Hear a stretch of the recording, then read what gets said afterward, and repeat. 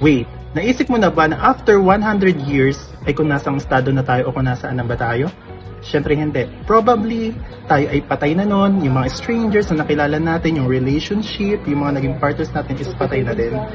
Tapos, yung mga memories na naiwan natin is tatatak na lang talaga sa mga taong umaalala sa atin. Then yung mga pictures natin is nakahang na lang sa mga bahay, yung mga naipundar natin is iba ang nakikinabang.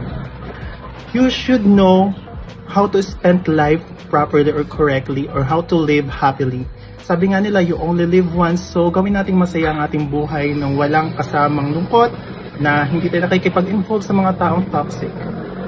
After 100 years, lahat ng mga yun is nalimutan na ng lahat, hindi na nila kilala kung sino ka, dahil you only live once. You only live a life with legacy.